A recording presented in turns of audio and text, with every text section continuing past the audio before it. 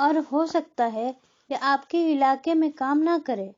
बाजार की स्थिति अलग हो सकती है, परंतु यह उदाहरण दर्शाता है कि किस तरह एक आसान वित्तीय प्रक्रिया कुछ ही समय में लाखों डॉलर बना सकती है, जिसे बनाने में आपका ज्यादा पैसा भी नहीं लगता और आपको जोखिम भी कम होता है। यह अनुबंध से बनाए जाने वाले पैसे का उदाहरण है।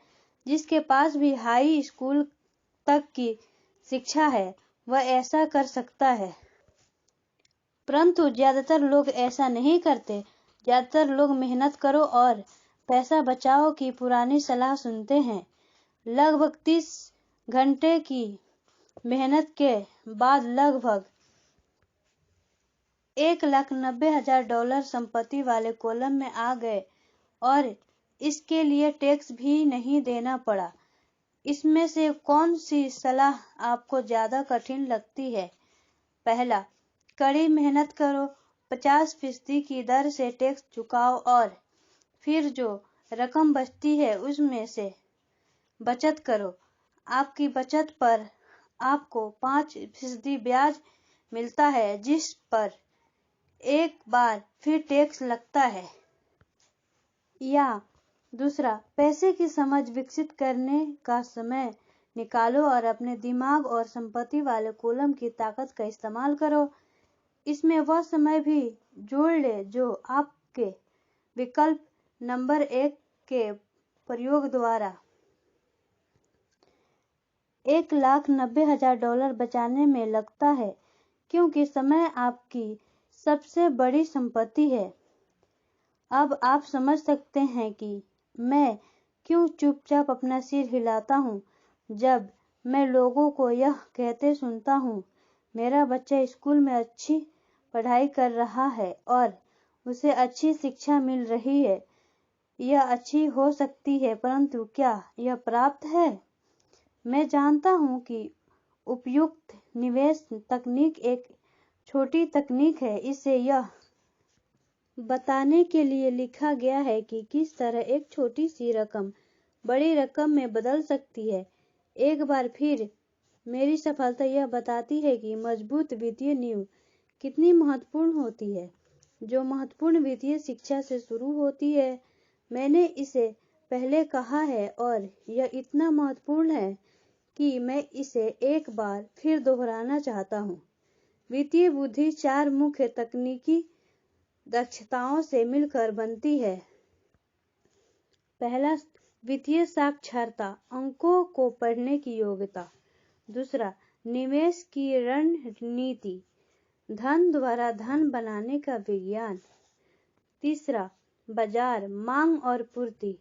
अलेक्जेंडर ग्राहम बेल ने बाजार को वह दिया जो इसे चाहिए था। यही बिल गेट्स ने भी किया। यह मौका भी बाजार ने दिया था कि $20,000 में कोई मकान खरीदकर उसे $60,000 में बेच दिया जाए, जबकि उसकी असली कीमत $75,000 थी। कोई खरीद रहा था, कोई बेच रहा था। चौथा, कानून, अकाउंटिंग, कॉर्पोरेट स्टेट और नेशनल कानूनों और नीतियों के बारे में जागरूकता। मैं नियमों के भीतर रहकर खेलने की सलाह देता हूँ।